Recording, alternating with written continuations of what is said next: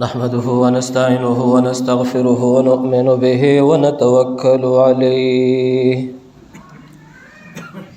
ونعوذ بالله من شرور أنفسنا ومن سيئات أعمالنا من يهده الله فلا مضل له ومن يضلله فلا هادي له ونشهد أن لا إله إلا الله وحده لا شريك له ونشهد أن محمدا عبده ورسوله أعوذ بالله من الشيطان الرجيم بسم الله الرحمن الرحيم يا أيها الذين آمنوا لا يسخر قوم من قوم عسى أن يكونوا خيرا منهم ولا نساء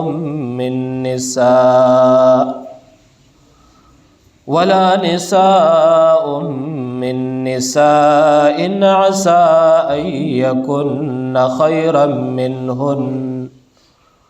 ولا تلمزوا أنفسكم ولا تنابزوا بالألقاب بئس الاسم الفسوق بعد الإيمان ومن لم يتب فأولئك هم الظالمون إن الله وملائكته يصلون على النبي يا أيها الذين آمنوا صلوا عليه وسلموا تسليما زمان رب المجمع درود الشريف اللهم صل على محمد وعلى آل محمد كما صليت على إبراهيم وعلى آل إبراهيم إنك حميد مجيد اللهم بارك على محمد وعلى آل محمد كما باركت على إبراهيم وعلى آل إبراهيم إنك حميد مجيد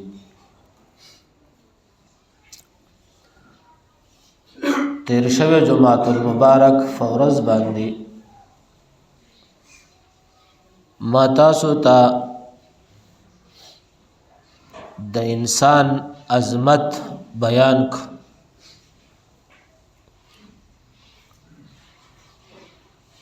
بیا امدا می تاسو ته وی چې یو قوم یا یو انسان په بل انسان ته په کمزوري نظر باندې قتل پس پک نظر باندې قتل الله رب العزت دا ارس موږ تاسو ته بیان کړی دي خو په دې آیات مبارکه کې بلکې په دې یو څو آیات مبارکه کې د انسان عقلی تربیت الله رب العزت کړي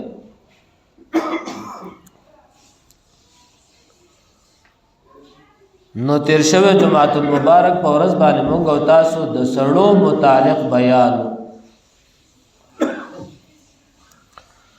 نن هم هغه بیان د خود خزو متعلق دی ولا نساء من نساء عسى أن يكن خيرا منهن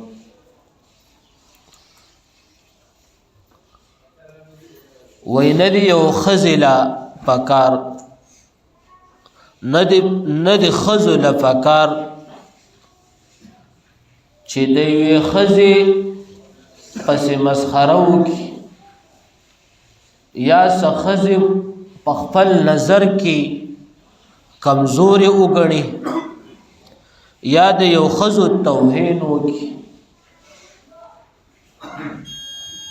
وای کې دې چې الله رب العزت چې د کمی خزي یا د کم خزو توهین شوه ده کې دې چې الله رب العزت دا خزي ډېر بهتره کی دا هغه نه چې چا پس توهین کړي نو دا هم خزو ته اخلاقی تربیت ته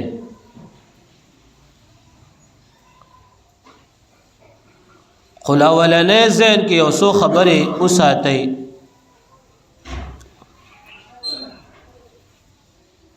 چې په اسلام کې عورت مقام لا خذل الله یو لوی مقام ورکړي.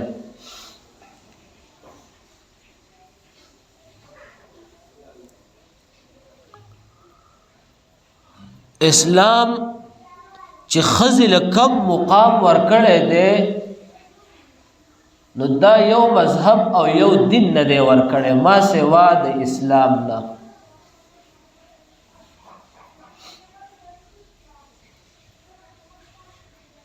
سړی ته ویلې دی چې ته بار زندګۍ په دنیا کې عیش او عشرت او معاشره او کاروبار او روزګار او مزدوری بکې.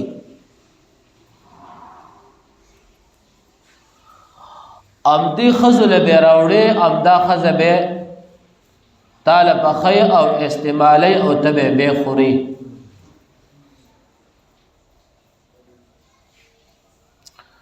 زباد وخت کې دا خبره کومه مونږ ټول د خزو غلامان یو. زکا چاغره ته په کورونو کې ناشتي وي سربراهان هم دي مشری راته کوي او کم عرصه کېږي خو مونږ باغیره پیدا کوو غلا بکو ډاکه بکو. اسلام مونږ ته دې اجازت نه راکوي. مزدوری بکو تکلیفونه به برداشت کو او خذل به راوړو. نو خذل الله یو مقام ورکړی دی.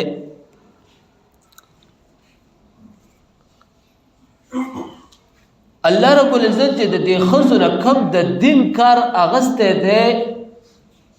او خذ چې کم د دین کار کوي د په معاشره کې سړی نش کوله. او بیا الله رب العزت د خذل لوی مقام ورکړي.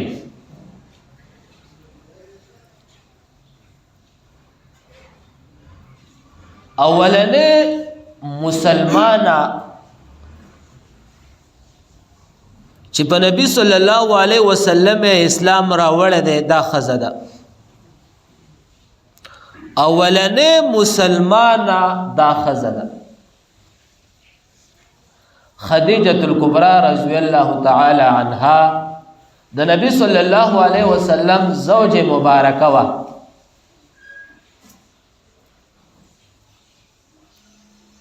چې نبی صلی الله علیه وسلم ورته دعوت ورکو د خپل کور نه ابتدا بنیاد او هغه نبی صلی الله علیه وسلم تسلیم کو او اسلام پیراو.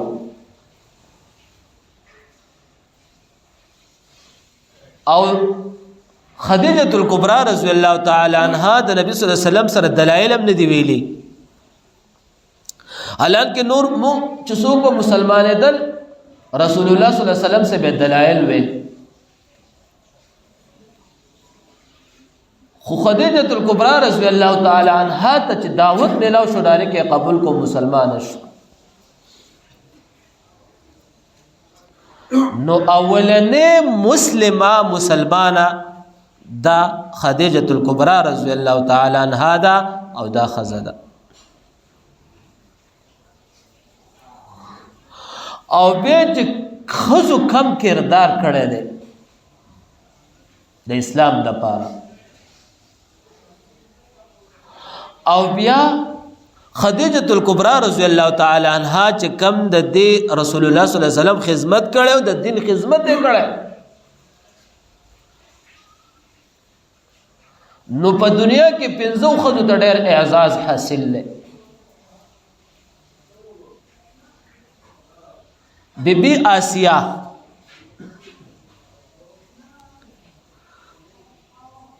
د فرعون بیبي چې دی په موسی علیہ السلام باندې ایمان راوړ او دی فرعون ظالم د تاسو دومره ظلم او زیاته کړی دی چې دای په میخونو شهیده کړی ده.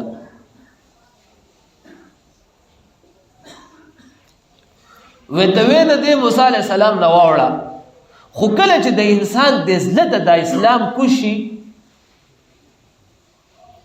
نو کته زیاته ظلم کې خو هغه خپل لار نه پریدي.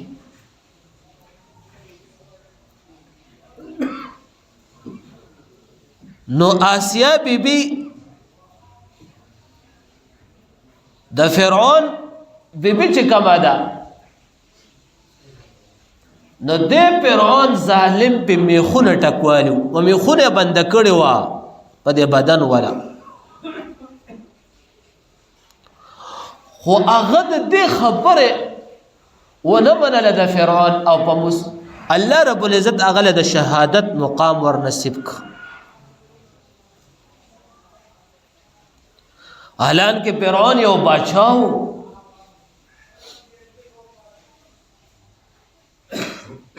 خو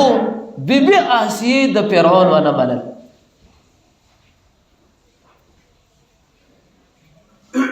او د شهید شو.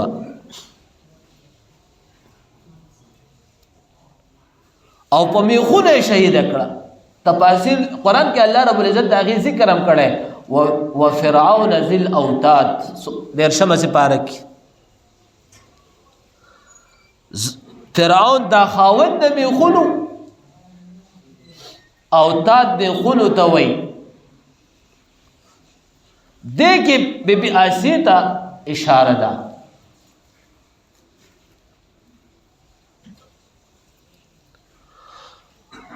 نو خزو چې د اسلام د پاره د دین د پاره کوم قربانیاں ورکړي او بیا د رسول الله صلی الله علیه وسلم صحابیات تاسو ته ما اکثر بیان کړي. زموږ استاد سو غټه مفتی بیبی عائشہ رضی اللہ تعالی عنہا دا زمونږ استاد د دین مفتړه ده. په احادیث کې ډېر روایت د ذکر کیږي. حضرت ابو هريره رضی اللہ تعالی عنہ دام زمونږ د دین مفتی ده او بیبی عائشہ رضی اللہ تعالی عنہا دام زمونږ د دین مفتړه ده.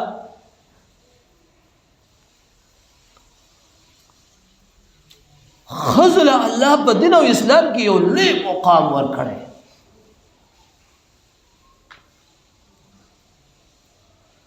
دا خزه چې د خپل بچو تربیت وکي ځکه دا بچی د بغي کې دی د مخلوق تربیت چې جوړيږي دا د مور نه جوړيږي او دا خزه ده. نو کچله مور د بچو تربیت وکي نو دا به د آینده زمانه یو د دین سرپرستی کوي. خو کچره خزه د بچی غلط تربیت وکي نو دا به د معاشره دا اولاد او دا به د معاشره ناسور جوړيږي.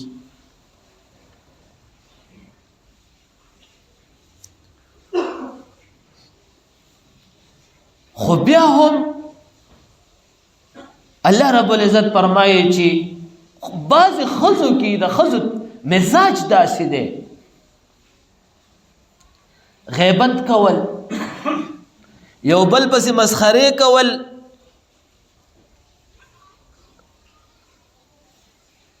دا د خزو مزاج داسې دی. نو الله رب العزت هم د دیو عقلی تربیت کړي چې ګوره خبردار معاشره تاسو نه ټوله جوړيږي. تاسو په چاته پسپک نظر نه ګورئ.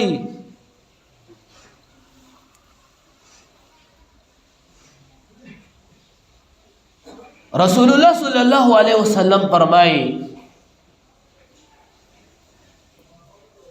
په جهنم کې بزیات خزي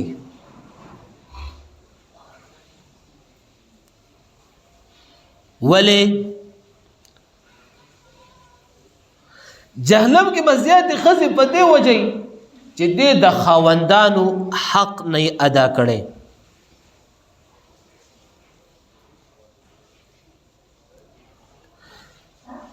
چې ښځه وغواړي چې دې د اسلام دپاره خدمت کوي نو دې ډېر بهترین خدمات د اسلام کولی شي.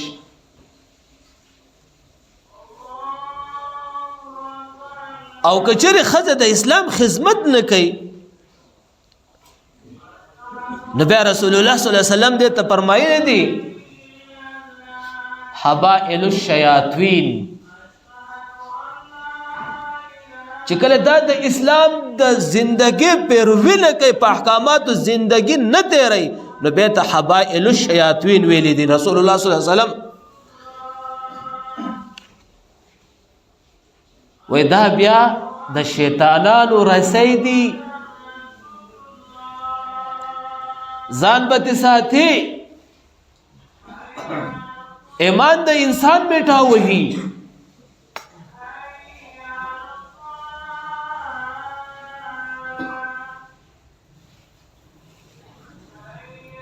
خو ګوره زموږ ټول درمداد چې څومره دي زمونږه ستاسو دا معاشره چې څومره خرابېږي نو دا ډېر کردار پکې زمونږ نه دی چې مونږ ستاسو د خپلو ښځو تربیت وکړو، د هغې ته د دین تربیت ورکوو، د کور تربیت ورکو، بیا د دین تربیت وکړو چې زما دین ما ته دا اجازت راکوي دا نه راکوي.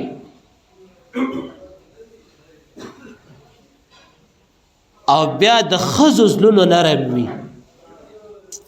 الله رب العزت پکې یو دا خاصیت هم اچولی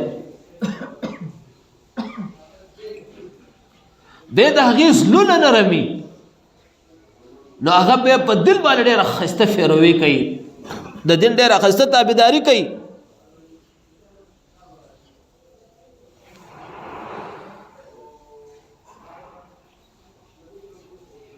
نو دا دنیا خو هسې هم تېرېږي،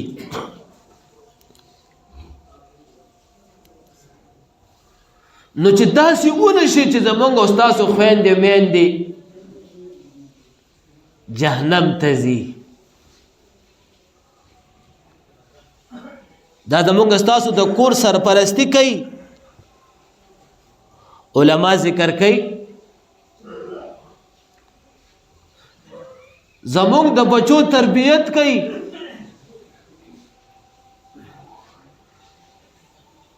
زمونږ خدمت کوي. الله رب العزت د دنیا مزاج داسې پیدا کړی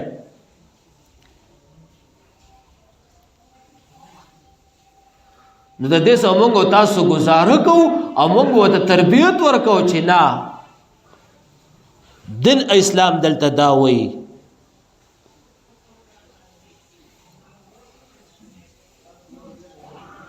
نو که چېرې په کور کې داسې د ګناه کار راشي چې د هغې نه موږ منع کړو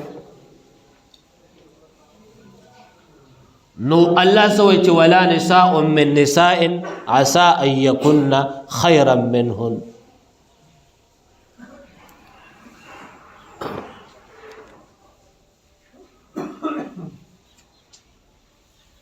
نو ډېر ترغیب پکې ښځو ته دی.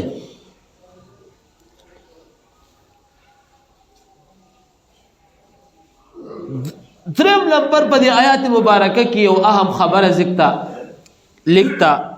ولا تلمزوا انفسکم ولا تنابزوا بالالقاب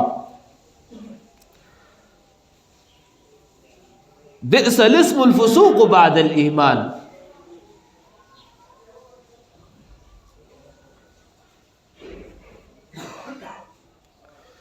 چې یو بل ته غلط نومونه ناخلو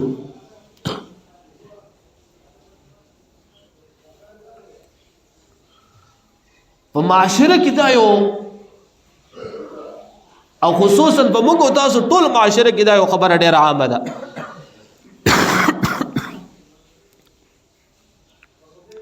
بد نوم اغستل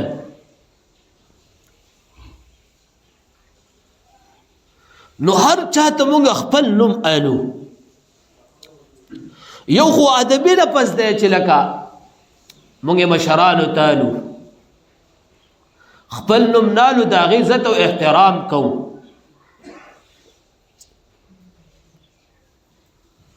یو داسې نوم دی چې هغه ته د بنده تالي او هغه مسلمان پې خفه کېږي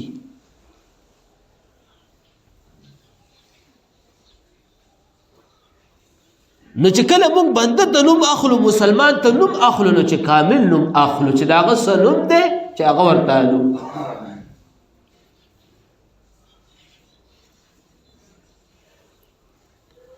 مونږ په نوم کې کموالی نه کوو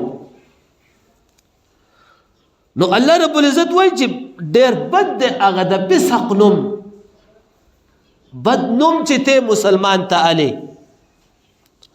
بعد الایمان وروسته د ایمان نه چې ته لا مسلمان یې ایمان دې راوړی دی او ته مسلمان ته قبیح نوم الې مونږ او تاسو په معاشره کې اکثر نوم نیمو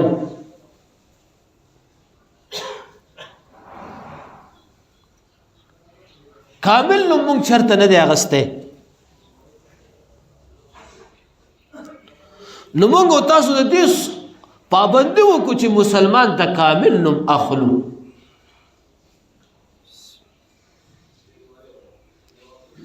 ځکه که چېرې ته وانلې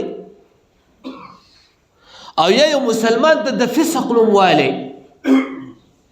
چې هغه په هغه نوم خفه کېږي تکلیف ورته رسي دا ټولې خبرې الله موږ او تاسو ته په دې قرآن کې بیان کړي دي چې موږ او تاسو د دې خبرو پابندي وساتو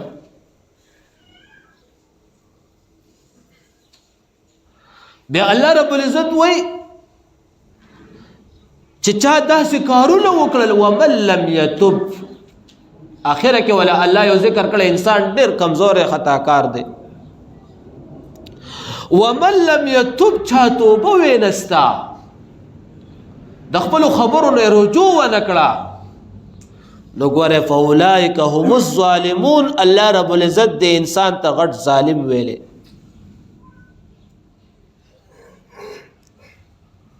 وی توبه دی وینستا غټ ظالمې په هر یو شي کې الله رب العزت مونږ ته آپشن را مخې ته کړی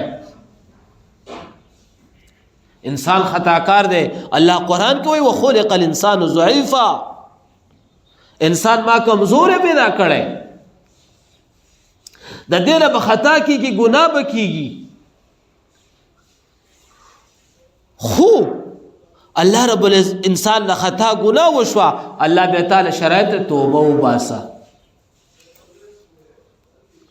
رسول الله صلی الله علیه وسلم فرمایي څوک چې د زړه د صدق نه توبه وباسي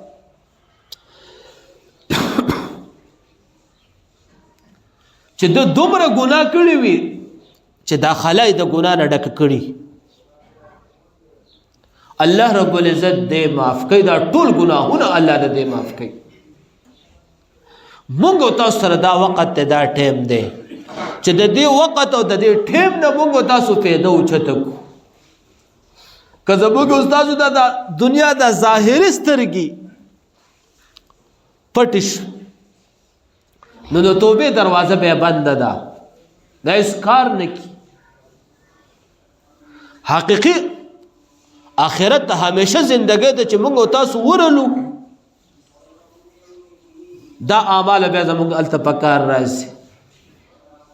نو موږ تاسو خصوصا د دې پابندي وکړو الله دې تاسو ټول د عمل کولو توفیق را نصیب کړي واخر دعوانا ان الحمد لله رب العالمين